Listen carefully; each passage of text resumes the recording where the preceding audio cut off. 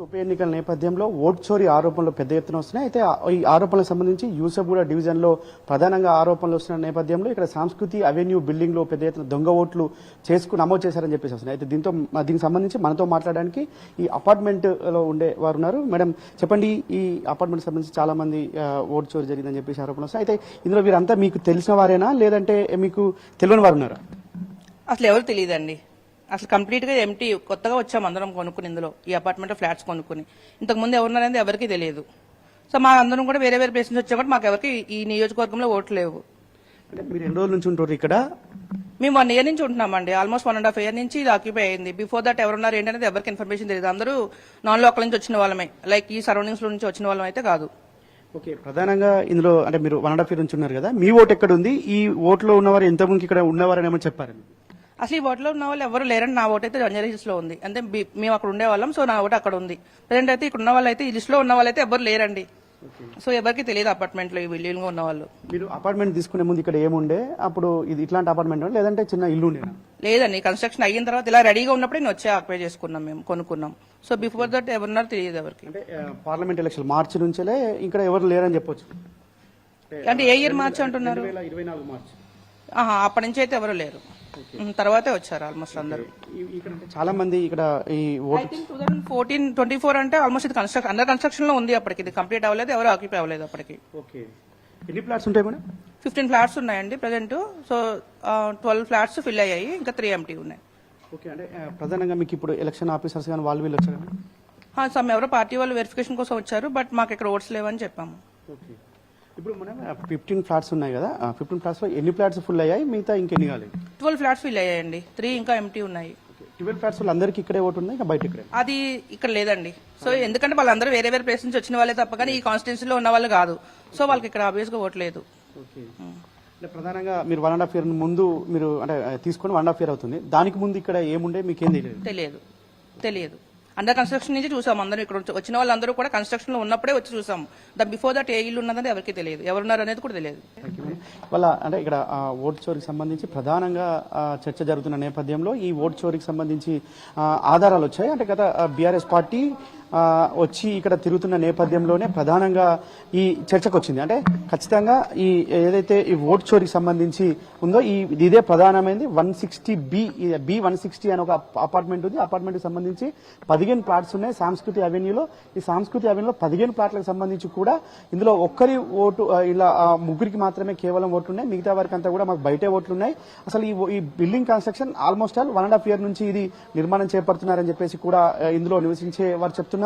కానీ ఇందులో గతంలో కూడా ఇది ఏమున్నదో 2.5 years నుంచి కన్స్ట్రక్షన్ అవుతుంది. ఆ 2.5 years నుంచి కూడా అంటే దాదాపు అసెంబ్లీ ఎలక్షన్ల ముందు ఇందులో ఏం లేవు, అసెంబ్లీ ఎలక్షన్ తర్వాతే ఈ ఓట్లన్నీ కూడా ఇందులో యాడ్ చేసినట్లు కూడా మనం ప్రధానంగా అర్థం చేసుకోవచ్చు.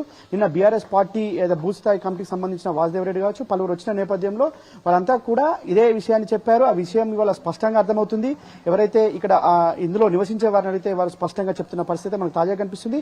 అయితే మనం ప్రధానంగా ఈ బిల్డింగ్ చూడవచ్చు. ఇందులో 15 ప్లాట్స్ ఉన్నాయి. 15 ప్లాట్స్ కి సంబంధించి పూర్తిగా 12 ప్లాట్స్ మాత్రమే కొనుగోలు అయ్యాయి, మిగతా ఇంకా కొనుగోలు కాలేదని చెప్పేసి కూడా వారంతా చెప్తున్న పరిస్థితి కనిపిస్తుంది.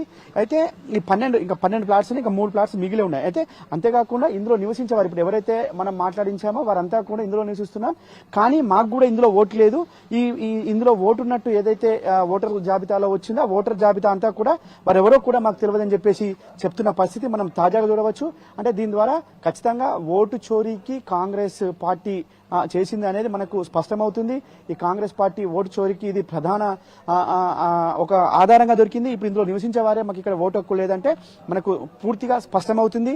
వీరెవరు కూడా ఇందులో లేరు. గతంలో ఇక్కడ ఏముండనో తెలియదు. మేము 2.5 years నుంచి బిల్డింగ్ సంబంధించి కొనుగోలుకు సంబంధించి చేస్తున్నాం.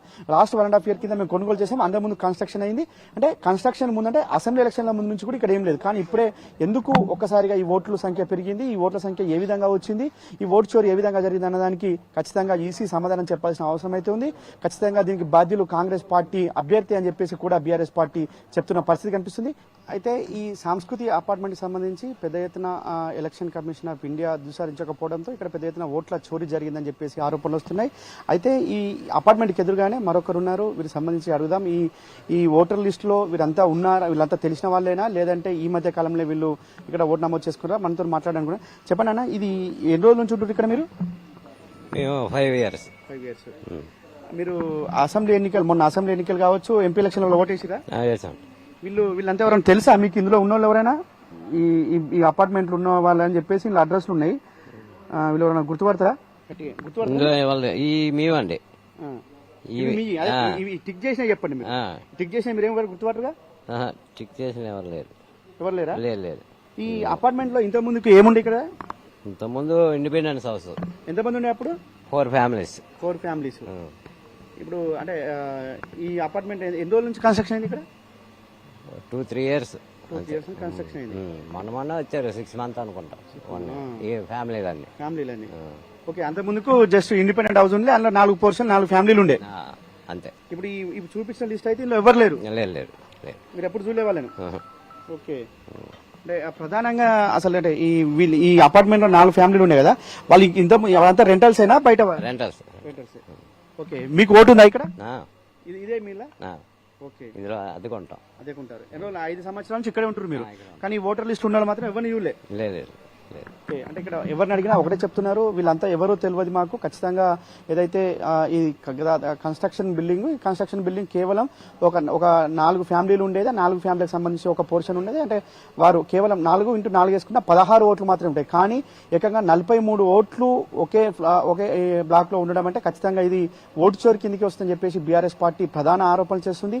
ఇప్పటికైనా కనీసం అంటే ఎలక్షన్ కమిషన్ ఆఫ్ ఇండియా కావచ్చు, సిఇఓ ఆఫీస్ కావచ్చు, ఇటు స్థానికంగా ఉన్న ఎలక్షన్ అధికారులు ఎవరైనా స్పష్టంగా దీనిపై ఒక విచారణ చేసి ఎవరైతే ఈ ఓటు చోరీకి పాల్పడారో వారిపైన చర్యలు చేపట్టాలని చెప్పి చెప్తున్నారు. అంతేకాకుండా ఇంకోటి ఏంటంటే ఖచ్చితంగా అటు రాహుల్ గాంధీ ఏమో ఓటు చోరీ జరిగింది అని చెప్పేసి దేశవ్యాప్త పర్యటన చేస్తానని చెప్పేసి చెప్పిన పరిస్థితి ఒకవైపు అనిపిస్తే, ఇటు స్వయంగా వారు పాలిస్తున్న రాష్ట్రంలోనే ఓటు చోరీ జరగడం మరో ఒక కొసమెరుపుగా చెప్పుకోవచ్చు. అంటే రాహుల్ గాంధీ ఒక నినాదం, ఇక్కడ ఉన్న కాంగ్రెస్ పార్టీ మరో నినాదంలా ఇవాళ టీపీసీసీ వ్యవహరిస్తుందని చెప్పేసి స్పష్టంగా అర్థమవుతుంది. అంటే కేవలం అభ్యర్థి తప్ప లేదంటే పార్టీ చేపించిందా అనేది చూడాలి.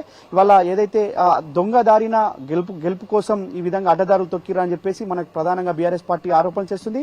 ఇప్పటికైనా ఈ ఓటు చోరీపై election commission of India Rahul Gandhi కూడా స్పందించాల్సిన అవసరం ఉందని చెప్పేసి బీఆర్ఎస్ పార్టీ చెప్తున్న పరిస్థితి. మరి కాసేపట్లో అంటే దీనికి సంబంధించి ఈ ఓటు చోరీకి సంబంధించి పెద్ద ఎత్తున ఇది ఒకటే కాదు, యూసఫ్గూడలో చాలా చోట్ల చాలా బిల్డింగ్ లో కూడా ఓటు చోరీ జరిగిందని చెప్పేసి ఆధారాలన్నీ కూడా సేకరించారు. ఆధారాన్ని సేకరించిన తర్వాత ఖచ్చితంగా దీనికి సంబంధించి అటు సిఇఓ చీఫ్ ఎలక్టరల్ ఆఫీసర్ ను కలిసి పూర్తిగా దీనిపై ఫిర్యాదు చేయనున్నారు. దీని తర్వాత ఈసీఐ కలిసి కూడా ఫిర్యాదు చేయనున్నట్లు బీఆర్ఎస్ పార్టీ చెప్పింది. మరి కాసేపట్లో బీఆర్ఎస్ వర్కింగ్ ప్రెసిడెంట్ కేటీఆర్ సైతం దీనిపై కలిసి ఒక రిప్రజెంటేషన్ ఇవ్వనున్నారు.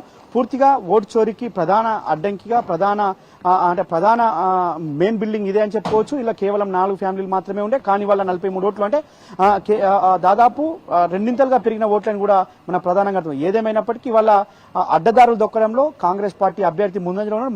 మొన్న ఓటర్ ఐడి కార్డులు పంచడం కావచ్చు, వాళ్ళ ఓటు చోరీ చేయడం పూర్తిగా అడ్డదారులు దొక్కుతున్నారని చెప్పుకోవచ్చు. ఇప్పటికైనా ఎలక్షన్ కమిషన్ ఆఫ్ ఇండియా కావచ్చు, సిఇఓ ఆఫీసు దృష్టి సారించి పారదర్శకంగా ఎన్నికలు నిర్వహించాలని చెప్పేసి కూడా స్థానికంగా ఉన్న వారంతా కూడా చెప్తున్న పరిస్థితి కనిపిస్తుంది.